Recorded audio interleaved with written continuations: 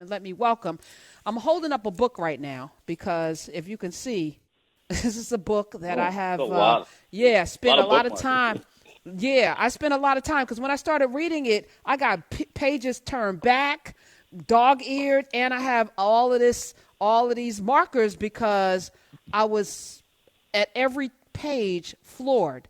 This book is called The Half Has Never Been Told. I have recommended it probably more than any book I've ever recommended on this show because if anybody tells me that slavery, I didn't benefit from it, and you read this book, then you're just stupid or you're willfully lying to yourself about the impact of slavery on this economy and this culture. So let me welcome first. He is an author, of course, of many books, but this is my favorite. The Half Has Never Been Told. He's a professor of history at Cornell University. Let me welcome Dr. Edward E. Baptist. Welcome back. Thanks for having me back. Yes, Really excited to be here again. me too. And And joining, wait, tell well, me I this just want to give after. a shout out if anybody's listening in Durham, North Carolina, because usually when I get on here, I hear from some folks I went to high school with. So I love they're that. back there. I love So it. Yes, the Karen Hunter Show has great reach. And welcome to the first time I've spoken your last name a lot on these airways from your uncle Dr. Leonard Jeffries to your brother Hakeem Jeffries, who lights it up every time he's there on the floor of Congress saying the things he needs to say. And now I'm like, oh, wait a minute, this Jeffries clan is badass. Let me welcome. He is associate professor of history at Ohio State University. Let me welcome Dr. Hassan Kwame Jeffries for the first time. Welcome. Well, thank you very much, Karen. It's great to be with you. Listen, the work that you guys are doing, and I didn't know that you were connected. We had a gentleman on, Bill Perkins, who we've had on before, especially during the Thrive Thursday, but we had him on a Tech Tuesday because he's doing something with algorithms and disseminating some of the enslaved, the notices around people who ran away from bondage. And he's he's bringing all of this into one space. And then I found out that you guys actually provide most of the information that he's using. So talk about your connection to one another because you don't work at the same school, and you're doing this in unison. So tell me, let me talk to you first, Dr. Jeffries, because I've never talked to you before. How did this union happen? Well, actually, I want to pass the baton ever so briefly to my friend and colleague Ed, because Ed is really at the center of this at Cornell. It is a collaborative effort, not only with Cornell and Ohio State, but we have faculty at University of down in New Orleans, in Kentucky, and in Alabama. So if you don't mind, if I want to defer to my colleague, and we'll come back to me if that's okay, Karen. That's perfect. All right.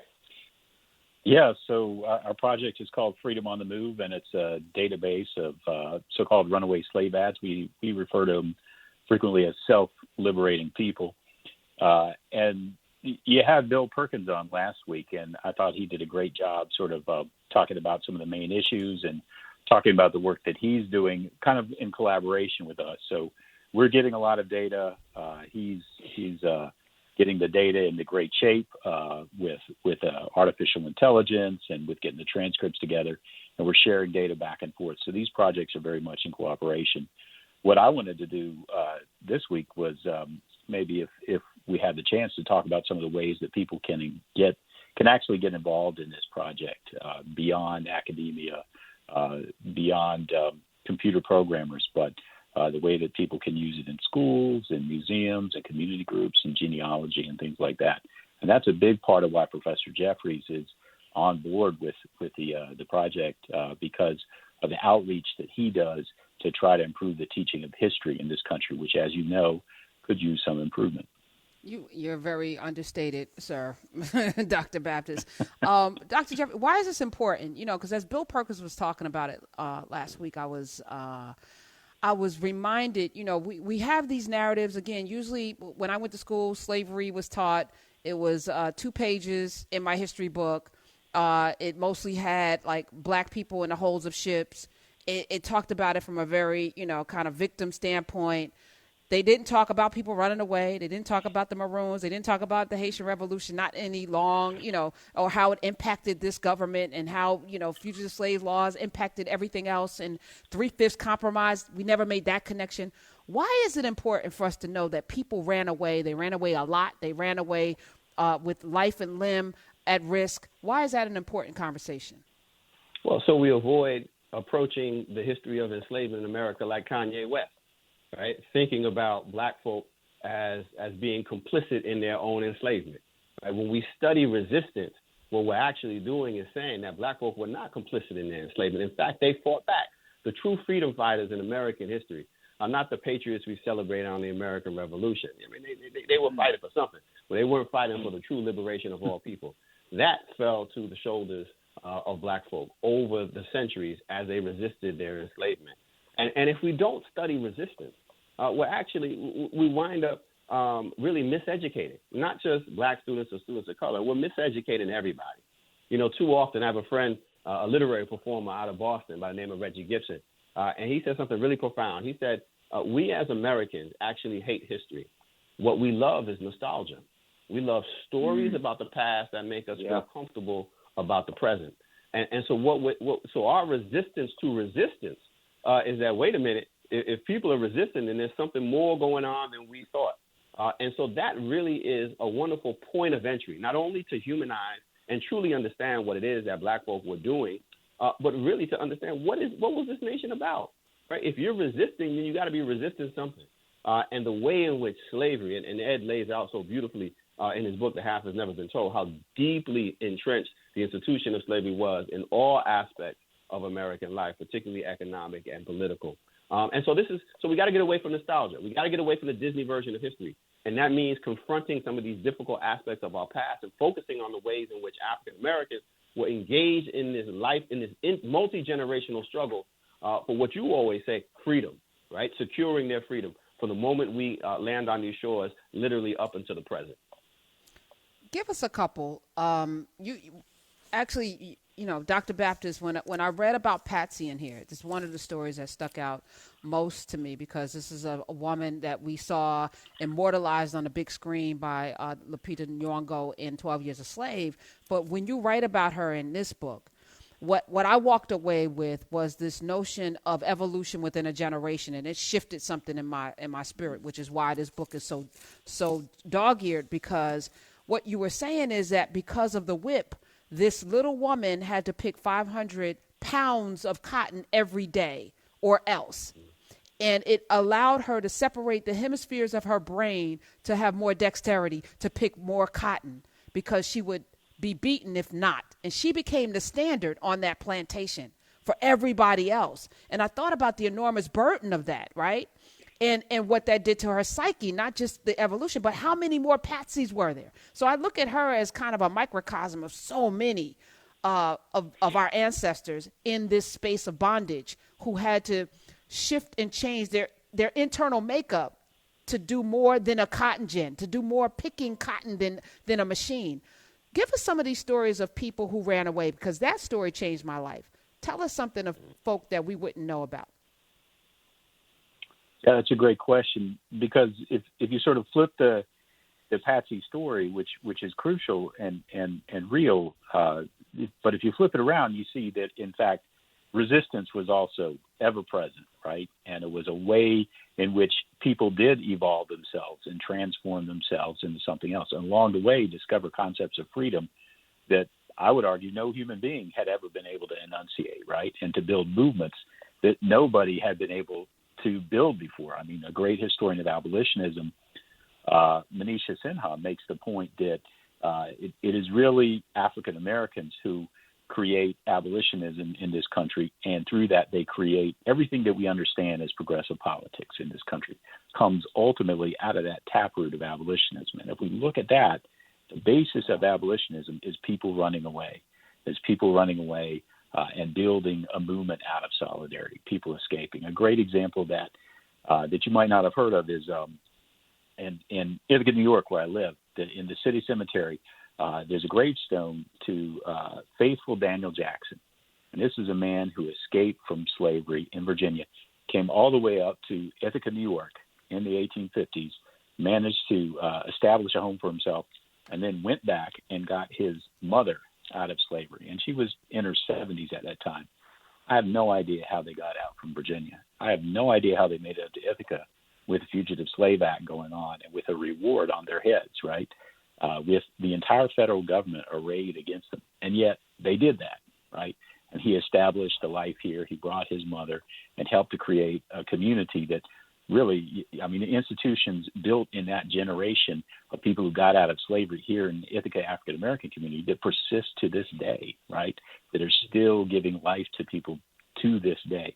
So when we think about slavery, we also have to think about resistance. When we think about what slavery tore down and stole from people, we also have to think about what they created in order to survive and in order to resist despite that. Mm. Dr. Baptist, I guess this is amazing. I already, while we were talking, downloaded the book and the audio version as well, so that I can go over it as well. I guess I'd love to know, in the course of history, and maybe this is a question to both Dr. Baptist and Dr. Jeffries, how do we reconcile the nostalgia and the actual education of history moving forward, right? How do we shift the burden or maybe the responsibility from the ancestors of slaves, right, Black people in America, to the people that enslaved them, to the ancestors of the slaveholders? Because too often, I'm a producer and I make a lot of content for a lot of corporations, and especially in the last few months, it said, why don't we show all the people of color at the company and talk and have them talk about their experiences? And I was like, that seems to me like the worst idea I've ever heard in my life. Why don't we talk to the white people and have them all the things that they've done that have shown their privilege? So I guess my question is, how do we reconcile that story and that narrative? Because America's really good at advertising, really good at telling a story. And how do we reconcile that with the education that we need to shift and create and make for ourselves moving forward? Yeah, that's a great question, and we have to engage with this difficult history, and so I think that there are a lot of ways to do it. We have to be able to accept both. We have to be able to accept the difficult things as well as the easy things about history, and so I think something like removing the Confederate monuments, right, which we've seen happen in all kinds of ways in this year in particular. Right, I think is a great example, because it's an opportunity for us to think about what is it that we've been hiding from ourselves by leaving these things up there. And of course, they symbolize a whole universe of nostalgia about history, to use Professor Jeffries' terminology. And what can we replace them with, right? And what's the process by which we get to that point? So one of the things we're really interested in doing it with this faculty team that's at Freedom on the Move is thinking about ways we can engage with communities, right, to help to participate in that process. Because, if you take down Robert E. Lee, some people say, oh, well, what are we going to have for history? Well, in Richmond, what activists are doing is they're projecting, they're promising, right, the city is promising to take down this enormous statue of Lee on a horse. Right, so they've got it fenced off so people can't tear it down while they're figuring out how to take the statue out of there. In the meantime, activists are projecting a great big image of Harriet Tubman on the statue, right? And there's a whole politics behind that. There's a whole process of learning about history, learning about Harriet Tubman, stuff about Harriet Tubman that was not part of the national consciousness 10, 20, 25 years ago, that lies behind that simple act of doing it. But what if we could replicate that act around 100 or 1,000 or 10,000 communities in the United States, where we stop and think about what is the history that we actually want to valorize, and why do we want to do that? It's not an easy process, but it's a process that I think would be useful to engage in. Both of you, and that's Edward E. Baptist. He is professor of history at Cornell, and Dr. Hassan Kwame Jeffries at Ohio State. You're both at institutions, I would argue, because I'm re-examining everything. I would argue are the purveyors and the projectors of misinformation.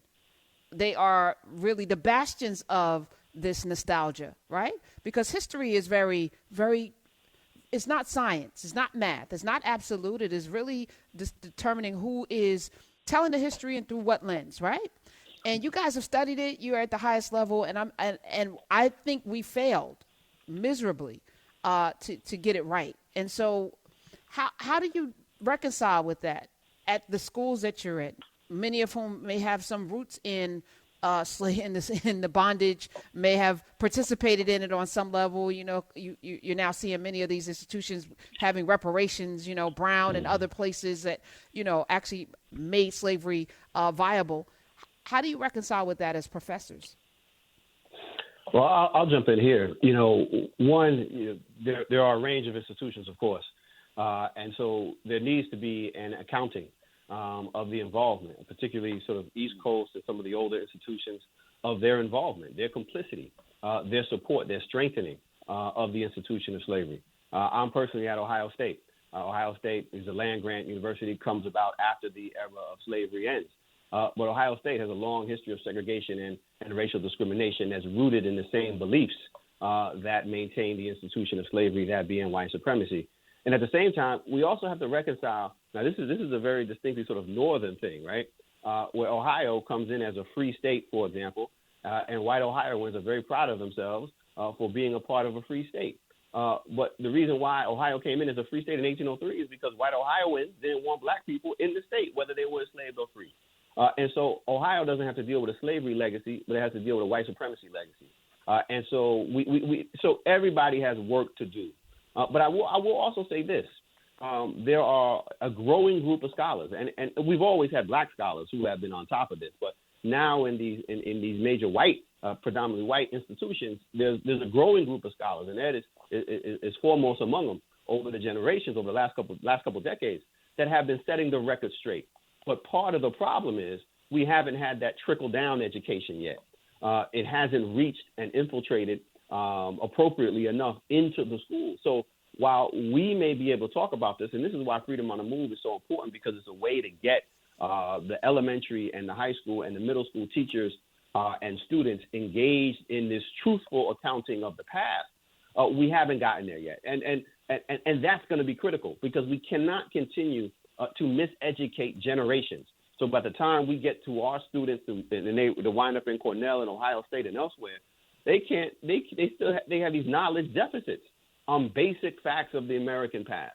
And it's far time that we got past that. And one of the ways that we can do that is to really make sure that we deal with this history at the elementary, at the earliest grades. It's never too early to talk about injustice and justice, freedom and unfreedom, and to stop building. You had said, last thing you had said, what can we do?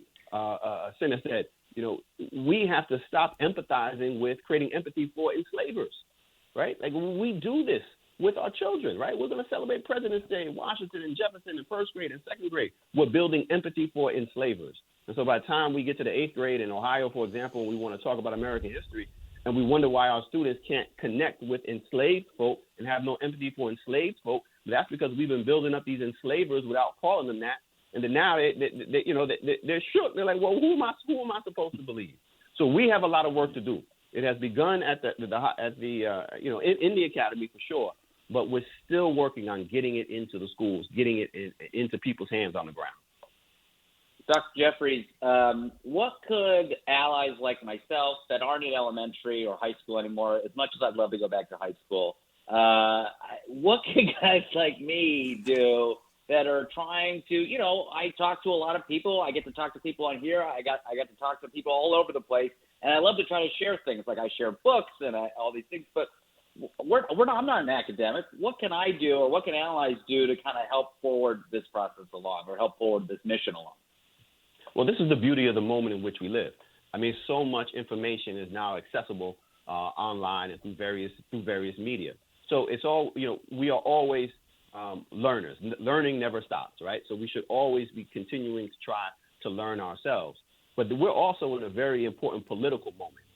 And so it's one thing to continue to educate and inform ourselves individually, but we also have to recognize that there are forces at play from the White House down. And we see this with with the defaming of the 1619 Project, the pushing of this, 1776 foolishness, that it may be articulated at the White House, but what then happens, and we're seeing with white supremacist militias, it animates white supremacists on the ground to say, no, we are going to keep this information out of our schools. And so we need everybody in the community to say, to raise a hand and be like, no, we need the teaching of the truth. We need to focus on this hard history, on these difficult subjects, and we need to do it accurately, and we need to do it early on and continue on through. We got to scaffold this vertically as well as horizontally. This isn't just social studies. We need to be talking about this history in literature, in language arts, and the like. And we don't have to have children to do it, right? Because we have to put our pressure on our schools and to say, no, don't bow to the pressure of this anti-history that we're hearing from, and actually let's focus on the history of the past, that hard history, those difficult subjects, so we can prepare our students for the future. That's Professor Jeffries, and you can follow him literally at PROF, Professor Jeffries, on the Twitters. And go to freedomonthemove.org and check out what they're doing. Edward Baptist, when Dr. Jeffries talked about, this kind of white supremacy, and I don't even want to use that term because it's a misnomer. There's never been a supreme, right? Because there's never been an inferiority. There's never been a less than, right? So to even give voice to that, I think elevates it to a space that, that's a lie. I've been trying to get to this point, Dr. Baptist, and I don't know, when this happened, but this notion of whiteness, this constructed notion of whiteness that is really literally in juxtaposition of blackness, and it was created to keep this chasm. I'm looking at you. You don't have a lot of melanin, but you've been in this fight for quite some time. We've had conversations off mic, on mic, and I really respect your scholarship, but also your heart. And we've had your origin story last time you were on talking about growing up, because I'm like, when were you radicalized? When did what changed your view on things? Why this? How do we get at this core of people being wedded to something that doesn't exist but validates them in a way that they are literally mounting a war, a campaign to hold on to it? What advice do you have? Yeah, I wish I had the magic recipe, but I know that it's a fight that's been going on for a while, and one of the things we have to acknowledge is that it's a fight, and it's literally a fight, I think, for the future of humanity, and it's been that for a while, right? But I think one of the things we have to recognize is that these ads actually get at a piece of it, which is that whiteness, as we understand it in the United States, it has a lot of roots as a concept, right, as a way for people to identify themselves and set themselves apart over and against other people. But part of it has to do with policing and surveillance of other people, and sort of thinking that one has a right to tell other people what to do, and especially where to go and how to be in spaces and so on. And that's some of the earliest laws of slavery, right? Don't actually talk about property, right, or people as property, but they talk about which people are entitled to police other people, right? Who's allowed to arrest runaways, and who is exempted from punishment if they actually kill a runaway in the process of arresting them, right? And so the roots of modern policing, it's hard to deny that, some of them lay actually back in this history that we're talking about. And I think challenging and confronting that, right, and forcing people who identify as white to say, well, wait a minute, what does it mean? Does it mean I really am on board with this, right? And some people are going to say, yeah, I'm on board. I'm going to double down. I'm going to take my AR-15 and drive across state lines and try to police a protest, right? And we saw that recently with deadly effect. But I think other people are going to see, videos of somebody calling 911 on folks for having a barbecue in the park, right? And say, this is ridiculous, right? Is this what my humanity comes down to? I don't think so. So we have to continually press this issue, right? People might say, oh, I'm tired of hearing it. Well, imagine if you're on the other end of it, right? 866-801-8255. I just want to give out the number, and I'm going to get some callers in as well. Sina Ghaznavi is here, of course, Dr. Jeffries, Dr. Baptist. Hey, Sina.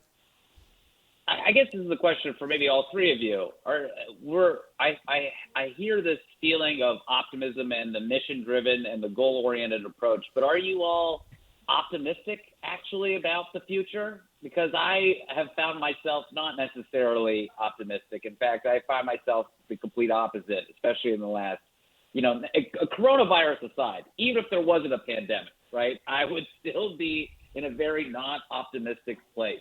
Where is your perspective on all of these things in the future?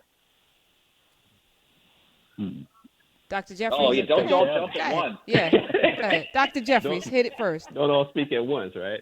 So I think history limits my optimism.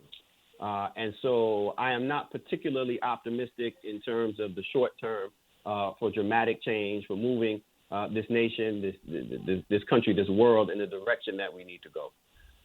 But I'll put an asterisk to that, because while I am not particularly optimistic about where we will go in the immediate and short term, I am very hopeful. And that hope is also based in the past. That hope is based not in some myth of perpetual progress in America.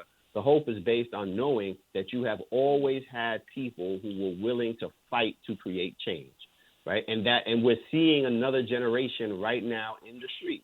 And while we may not be satisfied with the degree of progress or even the pace of progress, and there may be real obstacles that are getting bigger and stronger before us, the reality is history tells us, and Black folk have always been at the forefront of this in this country, that you will always find people who will fight. And because you always have people who are willing to fight for their freedom and willing to fight to secure those basic civil and human rights for everybody, that's the way we have created change.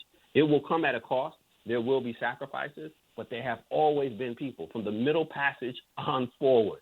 And so that, to me, is the hope of the future, is knowing that we've had this history of this resistance, the persistence of resistance in the past, and there's no reason to assume that it's going to stop anytime soon. Yeah, I would. Progress.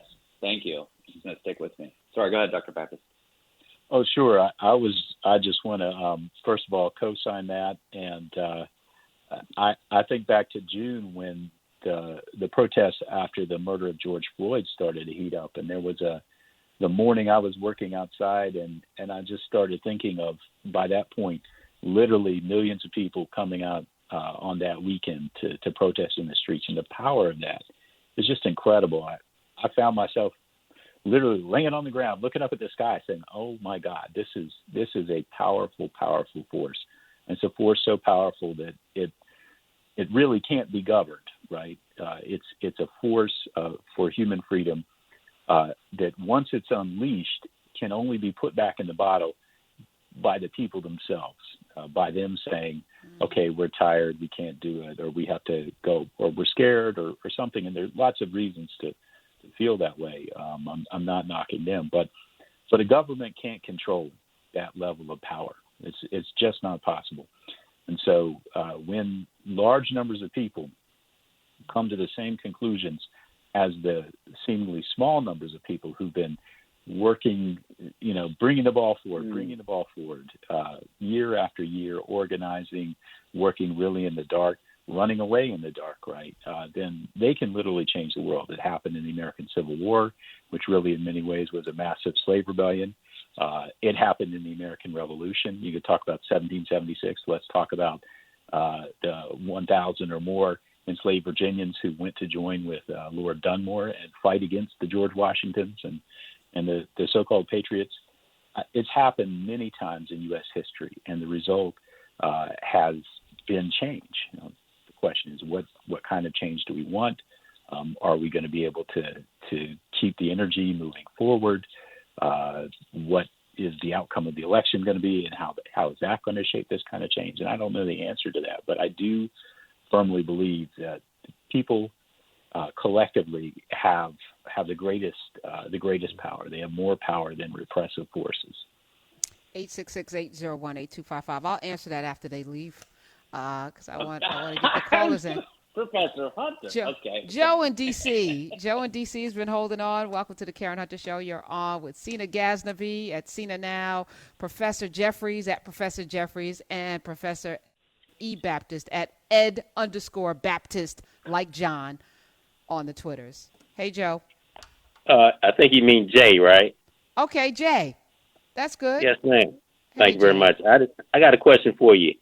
Usually when these type of things happen, as far as the evolution of the slave system, the U.S. slave system, they're usually people that argue against it. Who were the good guys in the at the whole beginning of the U.S. Revolution?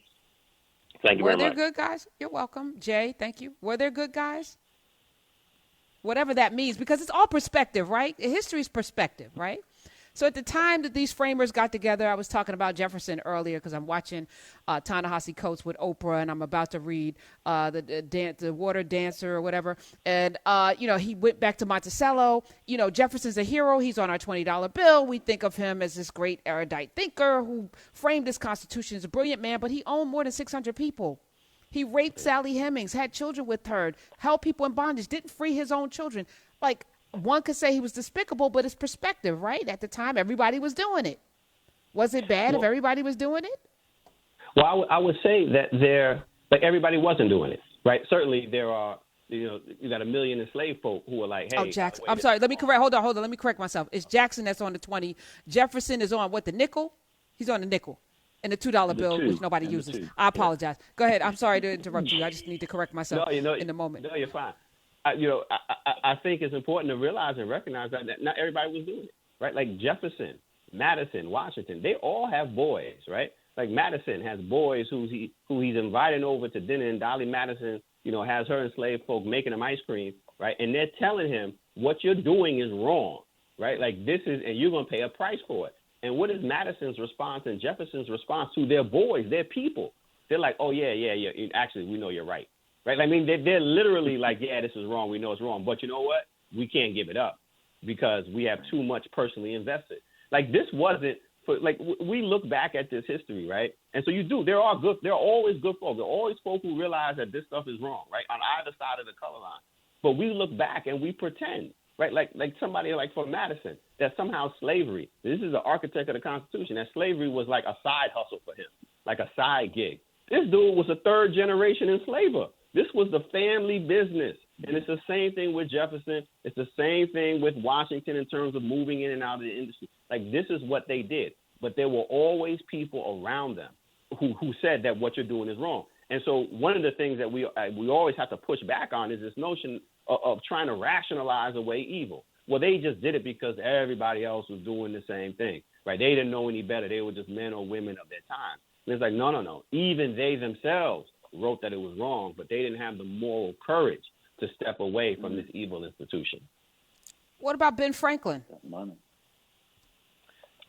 Ben Franklin's on the better side of the ledger, right? I mean, But he wasn't an abolitionist. He might not have owned people, but he wasn't an abolitionist. Ben Franklin's main focus by the 1770s and 1780s is how do we get an independent country that unites both the northern, the middle, and the southern colonies. And so he's very careful, even when he, for instance, goes and visits Phyllis Wheatley, right? And he promotes her as a poet in his newspaper and so on. He's very careful not to come out and say we have to end slavery in our new country because otherwise we're enslaving the next Phyllis Wheatley, the next 10,000 Phyllis Wheatleys, right? We have to end it because she demonstrates to us that what we're doing is morally wrong, and we know that that's what she demonstrates to us, right? And that every single enslaved person demonstrates to us. He really walks the line because he wants to be able to have these conversations with French philosophers and so on and so forth, but he also doesn't want South Carolina and Georgia to walk out of the Constitutional Convention. Were there any abolitionists? Lack of moral courage. Lack of moral courage. Any abolitionists among those framers? Any?